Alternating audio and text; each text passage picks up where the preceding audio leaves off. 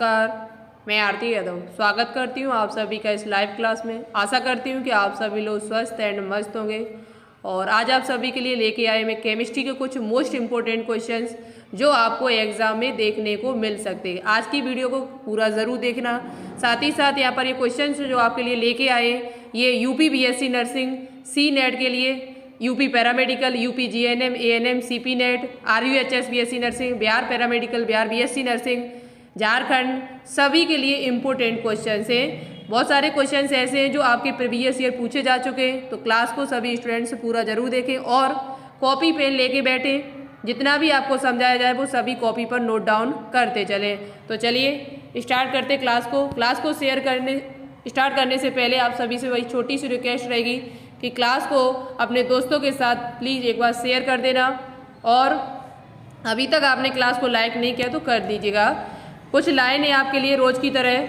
हर कोशिश में शायद सफलता नहीं मिल पाती, हर कोशिश में शायद सफलता नहीं मिल पाती, लेकिन हर सफलता का कारण कोशिश ही होता है। जब आप कोशिश करते हैं तभी आपको सक्सेस मिलेगी। यदि आप कोशिश ही नहीं करेंगे तो सफलता कहाँ से आ जाएगी। ठीक है, ऐसा तो है नहीं कि सफलता एक कोई वस्तु है उसे उठा के और आपके हाथ में पकड़ा दी जाएगी, ऐसा तो नहीं। आप पहले कोशिश करिए लगातार, और जब आप कोशिश करते हैं मन से, तन से, धन से, तो आपको सफलता मिलना 100% तय है। ठीक है, कोशिश आपको अपने मन से करनी है और दिल से करनी है, नहीं तो आपको सफलता कभी भी नहीं मिल पाएगी। ठीक है, तो चलिए स्टार्ट करते क्लास को।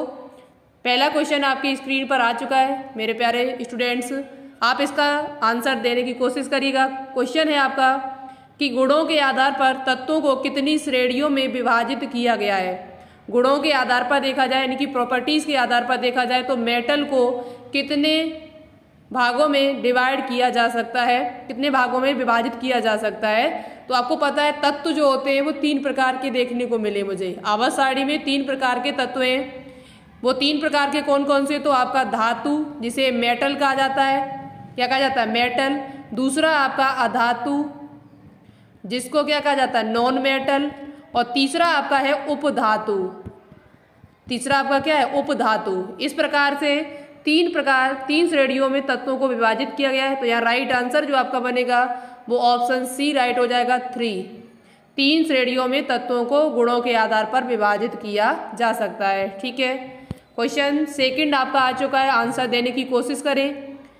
यदि आपको आंसर पता है तो जरूर दीजिएगा। ठीक है, धातु वे तत्व हैं जिनमें क्या होता है। देखो धातुएं जितनी भी होती है, पहली बात तो वो कठोर होती है।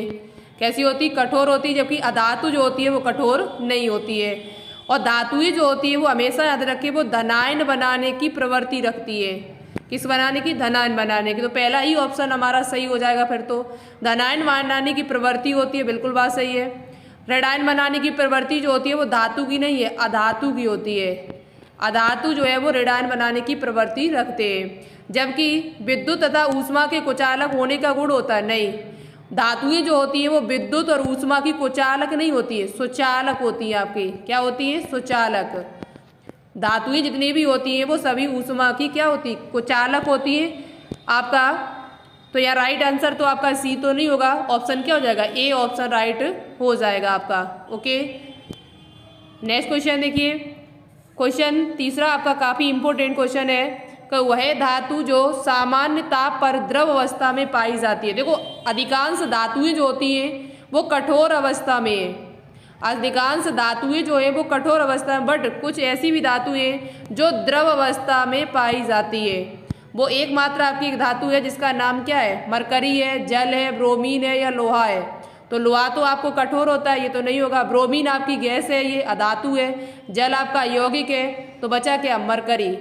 मरकरी जिसे Hg के नाम से भी जाना जाता है। मरकरी जिसे पारा भी कहते हैं। मरकरी कहिए, पारा कहिए, चाहे इसका प्रतीक चिन्ह क्या होता है? Hg। ये इसका प्रयोग आपको पता है थर्मामीटर में करते हैं तापमान को मापने के लिए। ये एकमात्र ऐसी धातु है जो द्रव अवस्था में पाई जाती है। अधिकांश धातुएं जो होती है वो कठोर अवस्था में होती है, बट ये किस अवस्था में? द्रव अवस्था में। ऐसी कौन सी धातु है जिसे चाकू की सहायता से काटा जा सकता है, नाइफ की सहायता से काटा जा सकता है? तो वो आपकी सोडियम। सोडियम ऐसी धातु है जिसे चाकू की सहायता से, पोटेशियम जिसे चाकू की सहायता से काटा जा सकता है। ठीक है, नेक्स्ट क्वेश्चन आपका आ चुका है काफ़ी इम्पोर्टेंट क्वेश्चन है। क्वेश्चन दिया हुआ है कि Cu copper, Al aluminium, Ag silver और Fe लोहा धातुओं में से विद्युत की सर्वश्रेष्ठ सुचालक धातु कौन सी है? सबसे अच्छा बेस्ट कंडक्टर आपसे पूछा गया है। Which among the metals Cu, Al, Ag, Fe में से सबसे अच्छा कंडक्टर कौन सा है? Al है आपका एल्यूमिनियम है कि कॉपर है कि Ag है या आपका Fe है? तो याद रखें सबसे अच्छा जो इसमें सुचालक है, सर्वोत्तम सुचालक जिसे माना जाता है वो आपका Ag यानी कि सिल्वर। सिल्वर जो होता है उसे सबसे अच्छा सुचालक माना गया है बाकी को छोड़कर। यदि ये न दिया होता तो आपका अन्य कौन सा हो जाता? कॉपर हो सकता फिर आपका। यहाँ राइट आंसर जो आपका बनेगा वो ऑप्शन सी राइट हो जाएगा। Ag यानी कि सिल्वर जो है वो सर्वश्रेष्ठ सुचालक धातु है। ओके, आगे देखिए नेक्स्ट क्वेश्चन। आप क्वेश्चन का आंसर कमेंट बॉक्स में देते रहें, ठीक है। नेक्स्ट क्वेश्चन है निम्नलिखित धातुओं में से सर्वाधिक आघात वर्धनीय धातु कौन सी है? आघात वर्धनीय का मतलब होता है जिसे पीटने पर, हथौड़े से पीटने पर पतली चादरों में बदला जा सके। बहुत पतली से पतली चादर जिसकी बनाई जा सके उसे हम क्या कहते हैं? आघात वर्धनीय कहते हैं। और ऐसा गुण सबसे ज़्यादा किस में होता है? तो Fe लोहा में, सोडियम में, मैग्नीशियम में या सोना में। तो ये सबसे अच्छा गुण जो होता है वो सोने का होता है। ये सोना जो होता है जिसे हम Au के नाम से जानते हैं, जिसमें सबसे ज़्यादा आघात वर्धनीयता होती है। इसमें सबसे ज़्यादा क्या होती है? आघात वर्धनीयता पाई जाती है। तो देखिए यहाँ पर सोने को यदि पीटा जाए तो इसे बहुत ही कम मोटाई की पतली चादर बनाई जा सकती है। कितनी मोटाई? तो 0.001 मिमी तक की यहाँ पर पतली चादर इसकी बनाई जा सकती है। तो सबसे ज़्यादा आघात वर्धनीयता जो होती है वो किस धातु में होती है? तो सोना में आपकी होती है, ठीक है, जिसे हम Au के नाम से जानते हैं। नेक्स्ट क्वेश्चन आपका दिया हुआ है कि धातुओं को पतले तारों में खींचने की क्षमता को क्या कहते हैं? जब धातुओं को तारों में खींचा जाए या तो चादर बदला ली जाए, जिसे पीटकर पतली से पतली चादर बना ली जाए तो वो तो आघात वर्धनीयता होती है। और किसी धातु का पतला तार बना लिया जाए यदि पतले तारों में खींचने की क्षमता को क्या कहते हैं? तो वो कठोरता नहीं है, आघात वर्धनीयता नहीं होगी आपकी, उससे तो चादर संबंधित है। ये बचा क्या? तन्यता। तन्यता का जो गुण होता है वो धातुओं में ही होता है, लेकिन इसका मतलब क्या है? तो तारों में खींचने की क्षमता, तारों में खींचने की क्षमता को हम तन्यता कहते हैं। तो राइट आंसर जो आपका बनेगा वो ऑप्शन ए राइट हो जाएगा। नेक्स्ट क्वेश्चन आपका दिया हुआ है, काफ़ी इंपॉर्टेंट क्वेश्चन है ये, बहुत ही ध्यान से सुनना है आपको। ओके, एल्यूमिनियम कार्बाइड पर जल की क्रिया द्वारा इनमें से कौन सा हाइड्रोकार्बन उत्पन्न होता है? यदि एल्यूमिनियम कार्बाइड का मतलब है Al2C2 प्लस H2O जल की क्रिया द्वारा निम्न में से कौन सा हाइड्रोकार्बन उत्पन्न होता है? तो जब इनकी आपस में क्रिया कराई जाती है तो यहाँ पर जो बन के तैयार होता है वो आपका C2H2 जिसे हम एसिटिलीन के नाम से जानते हैं।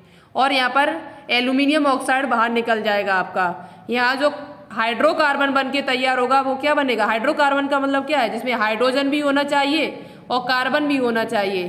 तो ये C2H2 जो है वो एक प्रकार का हाइड्रोकार्बन है जिसका नाम है एसिटिलीन। क्या नाम है? एसिटिलीन। तो यहाँ राइट आंसर एथेन नहीं होगा, मैथेन नहीं है, एथिलीन भी नहीं है। राइट आंसर जो आपका बनेगा वो ऑप्शन सी राइट हो जाएगा। एल्यूमिनियम कार्बाइड की जब जल से क्रिया कराई जाती है तो वहाँ बनने वाला हाइड्रोकार्बन जो है वो एसिटिलीन आपका हो जाएगा, ठीक है। मैथेन आपको पता है, इसे बायोगैस का सबसे प्रमुख पूछा जाए होगी कौन सा बायोगैस में सबसे ज़्यादा क्या पाया जाता है? तो वो आपका मैथेन पाया जाता है जिसका फार्मूला होता है CH4। राइट आंसर क्या हो जाएगा? ऑप्शन सी राइट हो जाएगा। नेक्स्ट क्वेश्चन आपका दिया हुआ है IUPAC नाम से, बहुत सरल IUPAC नाम है, आराम से आप कर सकते हो थोड़ा दिमाग लगाओगे तो। CH3COCH2CH3 में IUPAC नाम आपसे पूछा गया, इसका IUPAC नाम क्या होगा? तो पहले तो इनके कार्बन काउंट कर लीजिएगा। कार्बन इनके काउंट करेंगे तो कैसे करेंगे? यहाँ से 1 समूह CO लगा हुआ है, कीटोन समूह इसमें लगा हुआ है 1 2 3 4, यानी 4 कार्बन, और 4 कार्बन होता है तो उसे हम क्या कहते हैं? प्रोप तो नहीं कहेंगे, उसे ब्यूट कहते हैं। और ब्यूटे यानी कीटो शब्द लगा है तो ब्यूटेनोन हो जाएगा। कीट शब्द लगा हुआ है कीटोन, तो ये क्या हो जाएगा ब्यूटेनोन हो जाएगा। अब ब्यूटेनोन 2 होगा या 3 होगा, तो इधर से जब हम गिनेंगे तो आपका पता है यहाँ से क्या हो जाएगा 2 हो जाएगा।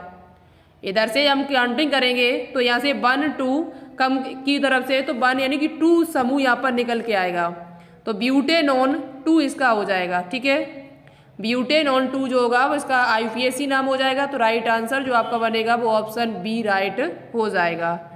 ऑप्शन बी जो होगा वो इस क्वेश्चन का राइट आंसर बन जाएगा। ठीक है, आगे देखिए नेक्स्ट क्वेश्चन आपका दिया हुआ है कि सांद्र सल्फ्यूरिक अम्ल की उपस्थिति में एसिटिक अम्ल तथा एल्कोहल की क्रिया कराने पर एथिल एल्कोहल की क्रिया कराने पर, एक ही बार ये बार बार वही बात लिखी हुई है, कराने पर एथिल एसीटेट तथा जल प्राप्त होता है। इस अभिक्रिया को क्या कहा जाता है?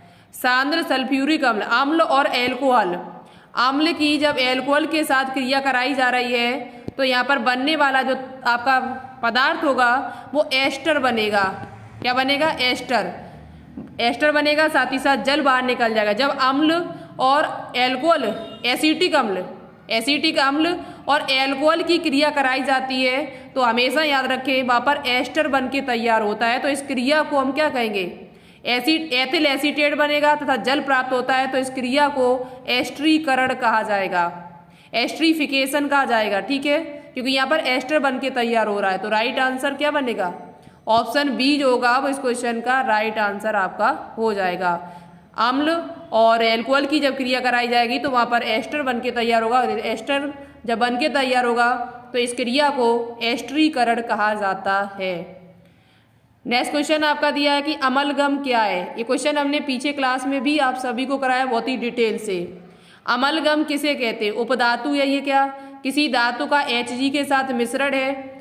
HNO3 3 भाग सांद्र HCl और 1 भाग आपका HNO3 का मिश्रण है क्या?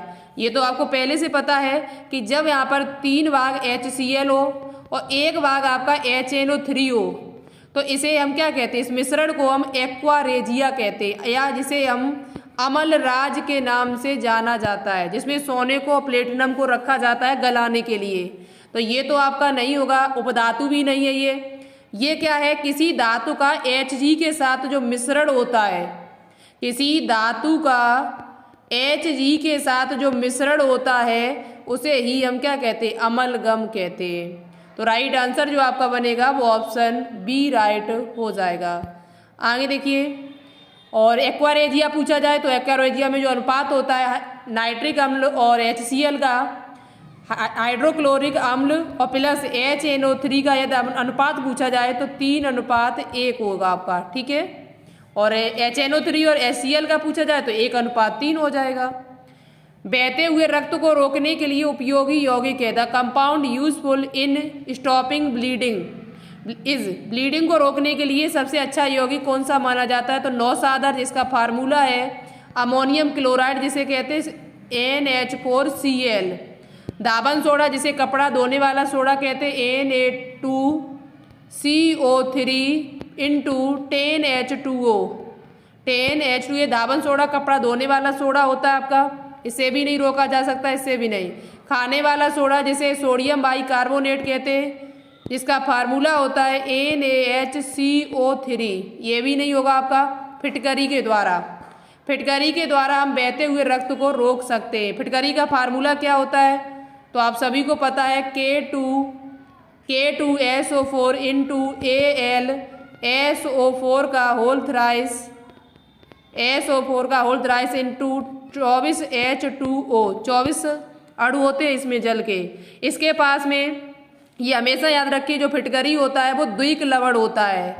अच्छा, द्विक लवण क्यों होता है? ये बाई साल्ट क्यों होता है? तो इसके पास में 2 लवण होते हैं, एक आपका K2SO4 होता है, एक AlSO4 का होल थ्राइस होता है। इसी वजह से फिटकरी को द्विक लवण भी कहा जाता है। पूछा जाए आपसे कि द्विक लवण का उदाहरण बताइए, निम्न में से कौन सा है? तो फिटकरी एक द्विक लवण का उदाहरण है आपका। ठीक है, नेक्स्ट क्वेश्चन देखिए। क्वेश्चन आपका दिया हुआ है कि प्लास्टर ऑफ पेरिस का रासायनिक नाम क्या है? प्लास्टर ऑफ पेरिस, जिसे हम POP के नाम से जानते हैं, जो मकानों में की जाती है। तो plaster of Paris copper sulphate hemihydrate है क्या, कैल्शियम सल्फेट डेकाहाइड्रेट है, या कैल्शियम सल्फेट डाईहाइड्रेट है? इनमें से कोई नहीं। दिमाग थोड़ा लगाइएगा, क्या इस क्वेश्चन का आंसर हो सकता है। तो देखिए, आप सभी को पता है कि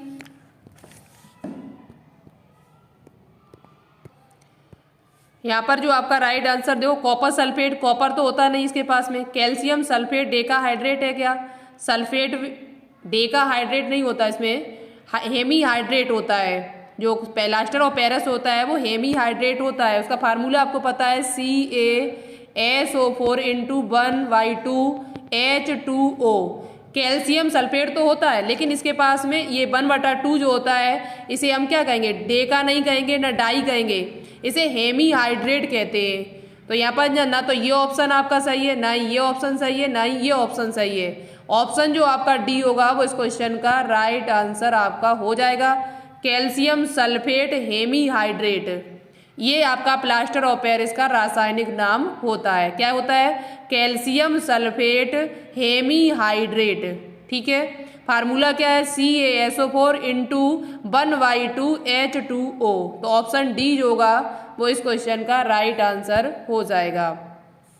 नेक्स्ट क्वेश्चन आपका दिया है कि एसिटिक अम्ल CH3COOH में अम्लीय हाइड्रोजन परमाणुओं की संख्या कितनी होती है। ये क्वेश्चन काफ़ी आपके लिए इम्पोर्टेंट है। इस क्वेश्चन को बहुत सारे बच्चे गलत करेंगे। देखना, इस एसिटिक अम्ल का फार्मूला क्या है, CH3COOH। अब इसमें अम्लीय हाइड्रोजन आपसे पूछेगा, ये नहीं पूछा गया कितने हाइड्रोजन है। यदि ये पूछा जाए कितने हाइड्रोजन है तो 3 ये और 1 आपका ये, तो 4 हो जाते। और बहुत सारे बच्चे इसमें 4 ही ऑप्शन करेंगे। अभी यहाँ पर राइट आंसर 4 नहीं होगा, यहाँ पर 3 भी नहीं होगा, 2 भी नहीं होगा। राइट आंसर आपका बनेगा 1। क्यों? क्योंकि आपको पता है जब इसको जल में डाला जाएगा, पानी में डालते हैं एसिटिक अम्ल को, तो यहाँ पर क्या होगा, CH3COO अलग हो जाएगा और हाइड्रोजन आयन जो होंगे वो आपके अलग हो जाएंगे। और आपको पता है कि अम्लीय तभी कोई पदार्थ हो सकता है जब उसमें हाइड्रोजन आयन उपस्थित होते हैं। हाइड्रोजन आयन यदि है तो तभी वो अम्लीय था। तो हाइड्रोजन आयन की वजह से ये है कि आपका क्या है, अम्लीय है। तो इसमें हाइड्रोजन आयन की जो संख्या है वो केवल कितनी है, 1 ही तो है आपकी। कितनी है आपकी, 1। तो ये राइट आंसर जो आपका बनेगा वो ऑप्शन ए राइट हो जाएगा। नेक्स्ट क्वेश्चन आपका दिया है, किसी भी उदासीन विलयन का pH मान कितना होता है। उदासीन पूछा गया आपसे। अब आप में से बहुत सारे बच्चे लगाएंगे इसमें 0 लगा सकते हैं, क्योंकि उदासीन दिया तो सोचेंगे 0 आंसर हो जाएगा। 0 इसका आंसर कतई ही नहीं होगा। 0 जब किसी का pH मान होगा तो वो याद रखें, वो वस्तु आपकी, वो पदार्थ आपका बहुत ज़्यादा अम्लीय होता है, सबसे ज़्यादा अम्लीय। और किसी का pH मान यदि 14 है तो वो बहुत ज़्यादा कैसा है, वो आपका क्षारी कैसा है, कम। क्षारी ज़्यादा होगा या कम होगा, मुझे कमेंट बॉक्स में बताना। यदि किसी का pH मान 14 है तो वो क्षारीय ज़्यादा है या कम है। ठीक है, और 5 तो हो ही नहीं सकता, 5 होगा तो अम्लीय होगा। उदासीन का मतलब है जब किसी का pH मान 7 होता है तब उसे हम क्या कहते हैं, उदासीन कहते हैं। तो यहाँ राइट आंसर जो आपका बनेगा वो ऑप्शन डी राइट हो जाएगा। ठीक है, अच्छा क्वेश्चन था कि नहीं था। नेक्स्ट क्वेश्चन है आपका, बेकिंग पाउडर का अर्ध सूत्र क्या होता है। बेकिंग पाउडर का अर्थ है क्या, खाने वाला सोडा। खाने वाले सोडे को हम क्या कहते हैं, बेकिंग पाउडर कहते हैं। खाने वाले सोडे को क्या कहा जाता है, बेकिंग पाउडर।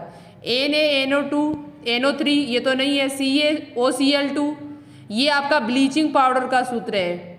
ब्लीचिंग पाउडर जो आपका होता है उसे क्या कहा जाता है, CaOCl2 कहा जाता है। CaCO3 जो होता है ये आपका चूना पत्थर है, जिसे हम लाइम स्टोन कहते हैं। चूना पत्थर है ये आपका, ये भी नहीं है तो बचा क्या, option D NaSCO3 sodium bicarbonate को बेकिंग पाउडर या खाने वाले सोडा के नाम से जाना जाता है। तो राइट आंसर जो आपका बनेगा वो ऑप्शन डी राइट हो जाएगा। आगे लिया, देखो बहुत ही अच्छा क्वेश्चन है। रासायनिक अभिक्रिया के दौरान किसी पदार्थ में ऑक्सीजन का ह्रास क्या कहलाता है। रासायनिक अभिक्रिया के दौरान यदि ऑक्सीजन का ह्रास हो रहा है, कमी हो रही है, तो इसे क्या कहते हैं। तो आपको पता है कि संचार तो नहीं कहेंगे। उपचयन में क्या होता है, ऑक्सीजन जुड़ती है वहाँ पर, तो अपचयन में हाइड्रोजन ने जुड़ता है, ऑक्सीजन निकल रहा है यहाँ पर, तो यहाँ अपचयन कहा जाता है इसे। रासायनिक अभिक्रिया में किसी दौरान किसी पदार्थ में ऑक्सीजन का ह्रास होना अपचयन कहलाता है, ऑक्सीजन की कमी होना। ठीक है, तो राइट आंसर जो आपका बनेगा वो ऑप्शन ए राइट हो जाएगा। कैटाबॉलिज्म कहा वो सॉरी रिडक्शन कहा जाएगा। जब ऑक्सीजन का ह्रास हो रहा है, ऑक्सीजन जुड़ रहा है तो वो उपचयन होता है, ऑक्सीडेशन होता है। नेक्स्ट क्वेश्चन आपका दिया हुआ है, बहुत ही अच्छा क्वेश्चन है, इंपॉर्टेंट। परख नली में बेरियम हाइड्रोक्साइड अमोनियम क्लोराइड को 2:1 के अनुपात में मिलाया जाता है तो परख नली को छूने पर ठंडा महसूस होता है। तो यह किस प्रकार की अभिक्रिया है? कोई परख नली है, उस परख नली में क्या किया, उसमें 2:1 के अनुपात में बेरियम हाइड्रोक्साइड डाला और अमोनियम क्लोराइड डाल दिया उसके अंदर, और जब उसमें डाला गया, उसने आपस में क्रिया की तो वो ठंडा महसूस हुआ मुझे। और जब कोई वस्तु ठंडी महसूस हो तो हमेशा याद रखें वह अभिक्रिया जो होती है वो ऊष्मा शोषी होती है। जब कोई वस्तु ठंडा महसूस कराए, कोई दो वस्तुएं लीजिए और उनकी क्रिया कराने पर मुझे ठंडा महसूस हो रहा है, तो वह क्रिया जो होती है वो एंडोथर्मिक होती है, ऊष्मा शोषी अभिक्रिया होती है। और जब मुझे कोई वस्तु क्रिया कराने पर गर्म महसूस होती है तो इसका मतलब है कि उसमें से ऊष्मा बाहर निकल रही है, और ऊष्मा जब बाहर निकलेगी तभी तो मुझे गर्म महसूस हुआ वहाँ पर। तो यह क्रिया क्या कहलाती है? ऊष्माक्षेपी। यह क्रिया क्या कहलाती है? ऊष्माक्षेपी। और अपघटन का मतलब होता है जटिल कार्बनिक पदार्थों को सरल कार्बनिक पदार्थों में तोड़ना। जटिल कार्बनिक पदार्थों को सरल कार्बनिक पदार्थों में अकार्बनिक पदार्थों में तोड़ने की क्रिया को अपघटन कहा जाता है। तो यहाँ राइट आंसर क्या होगा? बी ऑप्शन राइट हो जाएगा। ऊष्मा शोषी अभिक्रिया कहते हैं क्योंकि यहाँ पर ठंडा महसूस हो रहा है आपका। क्या महसूस हो रहा है? ठंडा। और गर्म महसूस होता है तो ऊष्माक्षेपी होगा आपका। ओके, नेक्स्ट क्वेश्चन आपका दिया हुआ है कि मैग्नीशियम धातु का वायु में जलन एक उदाहरण है। यदि मैग्नीशियम को वायु के साथ O2 के साथ जलाया जाता है तो यह किसका उदाहरण है? तो यहाँ क्या बन के तैयार होगा आपका? MgO बन के तैयार होगा, मैग्नीशियम ऑक्साइड। और जब मैग्नीशियम ऑक्साइड बनेगा तो उसका पता है तत्व का पूरा संगठन ही चेंज हो गया।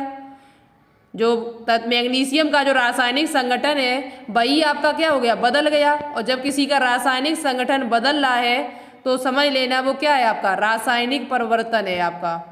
भौतिक नहीं होगा, ऊष्मागतिकी नहीं होगा। यहाँ मैग्नीशियम धातु का वायु में जलन एक उदाहरण है तो वो रासायनिक परिवर्तन का उदाहरण है, क्योंकि वहाँ पर परिवर्तन हो जाएगा, मैग्नीशियम का रासायनिक संगठन चेंज हो जाएगा आपका। तो यहाँ राइट आंसर जो आपका बनेगा वो ऑप्शन बी राइट हो जाएगा। आगे देखिए, जैसे बर्फ का पानी में बदलना, ये भौतिक परिवर्तन है। बर्फ से यदि पानी बन रहा है तो ये क्या है आपका? भौतिक परिवर्तन है। ठीक है, और पानी से पुनः बर्फ बन रही है तो भी आपका भौतिक परिवर्तन है। लेकिन मैग्नीशियम ऑक्साइड से पुनः मैग्नीशियम नहीं बनाया जा सकता है।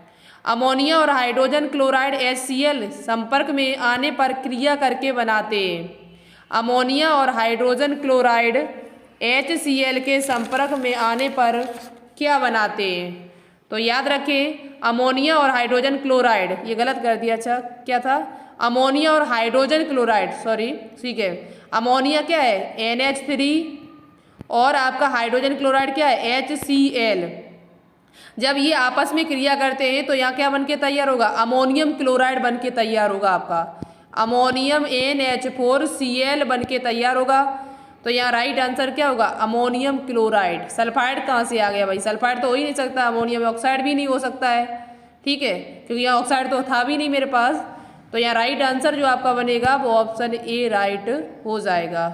आप अच्छे से आंसर दे रहे हैं, मुझे पता है। नेक्स्ट क्वेश्चन आपका दिया हुआ है कि पायस एक कोलाइड होता है। पायस जो है वो किस प्रकार का कोलाइड? ये क्वेश्चन आपके लिए काफ़ी इम्पोर्टेंट है। गैस में द्रव का, द्रव में द्रव का, ठोस में गैस का, या द्रव में गैस का? तो पायस जो होता है वो द्रव में द्रव का कोलाइड होता है। द्रव का द्रव में कोलाइड क्या कहलाता है? पायस कहलाता है। तो राइट आंसर क्या बनेगा? ऑप्शन बी राइट आपका हो जाएगा। आगे देखिए, पायस होता क्या है, कैसे होता है? इमल्शन। इमल्शन की क्रिया जो है वो क्या है? एक द्रव में द्रव का कोलाइड निकाय है। कोलाइड विलयन का एक प्रकार का मिश्रण है। विलयन का क्या एक मिश्रण होता है, इसमें विलय के कणों का आकार बड़ा होता है जो प्रकाश के प्रकीर्णन करता है और ब्राउनियन गति को प्रदर्शित करता है। गति पूछी जाए इसमें कौन सी गति होती है तो ब्राउनियन गति को प्रदर्शित करता है। और पाइस क्या होता है, द्रव में द्रव का कोलाइड होता है आपका। तो राइट आंसर क्या बना, ऑप्शन बी। आगे देखिए नेक्स्ट क्वेश्चन आपका बचा हुआ है कि निम्नलिखित में से कौन सी गैस मृदु पेयों में दाब में मौजूद रहती है। जो मृदु पेयों का मतलब है जो पीने वाले पदार्थ होते हैं, कोल्ड ड्रिंक हमारी वो एक पीने वाला पदार्थ है, मृदु पेय है। और इसमें दाब के साथ प्रेशर के साथ एक गैस आपकी भरी होती है। आपने देखा होगा कभी कभार कांच की बोतल जो है वो फूट जाती है, क्यों फूट जाती है उसका कारण क्या है, तो वहाँ प्रेशर के साथ CO2 गैस भरी जाती है। क्या भरी जाती है, CO2। तो वो गैस आप याद रखिए नाइट्रस ऑक्साइड नहीं है, नाइट्रोजन नहीं है, ऑक्सीजन नहीं है, CO2 गैस भरी होती है। हमारे मृदु पेय जो भी होते हैं, जितने भी पीने वाले पदार्थ हैं आपके, कोल्ड ड्रिंक है जैसे, इनमें CO2 गैस का प्रयोग किया जाता है। तो राइट आंसर क्या बनेगा, ऑप्शन डी राइट हो जाएगा। नेक्स्ट क्वेश्चन आपका दिया हुआ है यहाँ पर देखो आगे दे रखा है कि वायुमंडल में पाई जाने वाली गैसों में कार्बन डाइऑक्साइड की मात्रा 0.03% होती है। शीतल पेय या मृदु पेय पदार्थों की बोतलों में उच्च दाब पर कार्बन डाइऑक्साइड गैस भरी होती है। जितने भी ठंडे पदार्थ हैं आपके पीने वाले, उन सभी में क्या भरा होता है, कार्बन डाइऑक्साइड एक उच्च दाब के साथ, हाई प्रेशर के साथ भरी हुई होती है। और वायुमंडल में पूछी जाए तो 0.03% होती है। और भी गैसें आपकी वायुमंडल में, जैसे नाइट्रोजन पूछी जाए तो नाइट्रोजन जो है वो 78% लगभग आपकी है। ऑक्सीजन पूछी जाए तो ऑक्सीजन की मात्रा 20.29% है, नहीं तो कहीं कहीं आपको 21 भी मिल सकती है। ठीक है, आगे देखिए नेक्स्ट क्वेश्चन दिया है कि नाइट्रोजन युक्त उर्वरक के उत्पादन का मुख्य स्रोत क्या है। नाइट्रोजन युक्त उर्वरक के उत्पादन में नाइट्रिक अम्ल एक उर्वरक नहीं है, नाइट्रोजन डाइऑक्साइड भी नहीं है, नाइट्रोजन भी नहीं है। अमोनिया आपका एक प्रकार का उर्वरक है और इसमें नाइट्रोजन भी पाया जाता है आपका। तो यहाँ अमोनिया का फार्मूला क्या होता है, NH3। और ये आपका नाइट्रोजन युक्त उर्वरक का उत्पादन में एक मुख्य स्रोत है यहाँ पर। ठीक है, बाकी के नहीं है आपके।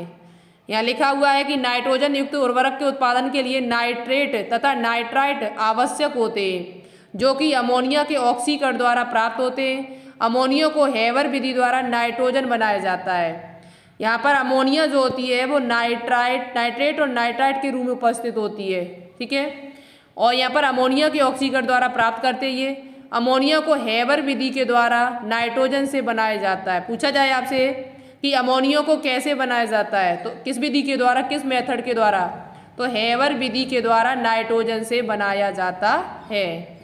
आगे देखिए नेक्स्ट क्वेश्चन आपका दिया हुआ है कि निम्नलिखित में से लोहे अयस्क की बहुलता होती है। इनमें से कौन सा ऐसा अयस्क है और है जिसमें सबसे ज़्यादा लोहे अयस्क पाया जाता है, जिससे सबसे ज़्यादा लोहा प्राप्त कर सकते हैं, तो वो आपका है क्या, Fe2O3। Fe2O3 जो है ये एक ऐसा अयस्क है जिससे सबसे ज़्यादा लोहा प्राप्त किया जा सकता है। ठीक है, ये लोहे का अयस्क है आपका। यहाँ लिखा हुआ है Fe2O3 रूप में लोहे अयस्क की बहुलता होती है। लोहे का मुख्य अयस्क लाल हेमेटाइट है। मैग्नेटाइट लोहे का चुंबकीय अयस्क है। पूछा जाए मैग्नेटाइट ये लोहे का कैसा अयस्क है, तो ये चुंबकीय अयस्क है, क्योंकि उसके शब्द में मैग्नेटाइट शब्द लगा हुआ है, मैग्नेट। Fe2O4 फेरसो फेरिक ऑक्साइड पदार्थ लोहे को जंग लगने से बचाता है। यदि लोहे को जंग से बचाना है तो उसमें आप क्या कर दीजिए, Fe2O4 मिला दीजिए, फेरसो फेरिक ऑक्साइड, तो आप उसे लोहे की उस पर जंग लगाने से बचा सकते हैं।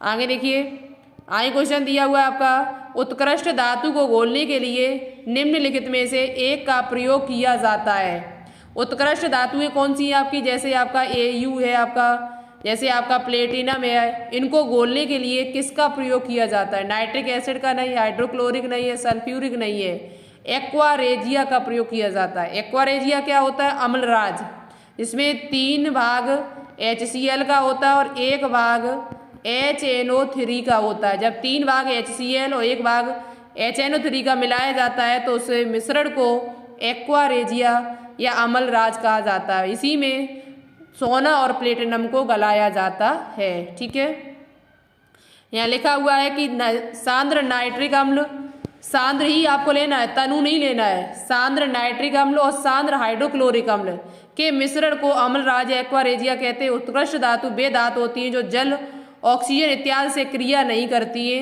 इसमें स्वर्ण घुलनशील होता है।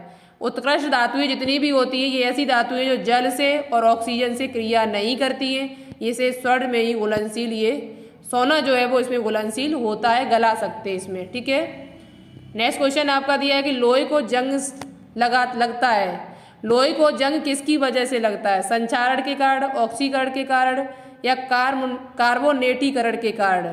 तो आपको पता है लोहा जब नमी के पास आता है, लोहा जब नमी के पास आता है तभी तो उसमें जंग लगती है। तो लोहे में जंग लगने का कारण यहाँ पर ऑक्सीकरण के कारण, ऑक्सीडेशन की वजह से। और लोहे में जब जंग लगती है तो आप मुझे कमेंट करके बताना कि इसका वजन जो है वो बढ़ जाता है या घट जाता है।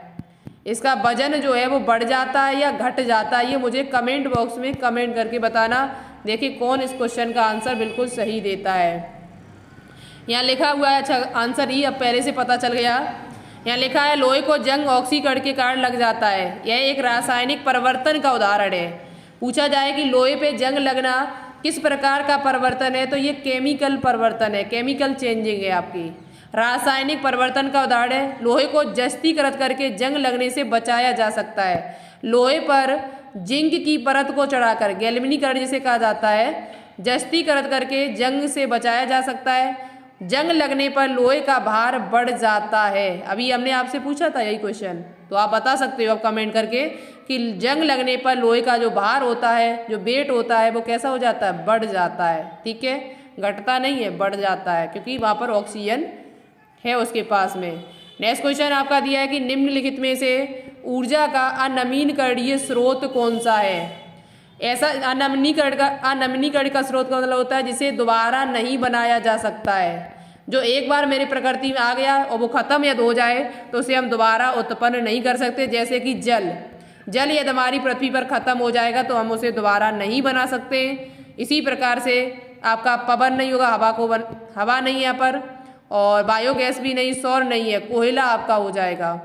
कोयला जो है वो एक अनमीनीकरणीय स्रोत माना जाता है। ठीक है, तो राइट आंसर क्या बनेगा? ऑप्शन बी राइट हो जाएगा। ऑप्शन बी जो होगा वो इस क्वेश्चन का राइट आंसर बन जाएगा। यहाँ लिखा हुआ है कि कोयला ऊर्जा का अनमीनीकरणीय स्रोत है, जबकि बायोगैस, सौर ऊर्जा, पवन ऊर्जा आदि नमीनकरणीय स्रोत है। वहाँ पवन न लिखे, पवन ऊर्जा लिखा होना चाहिए था तो ज़्यादा बेटर था। यहाँ पर ऑप्शन में पवन ऊर्जा लिखा होता तो ज़्यादा अच्छा था।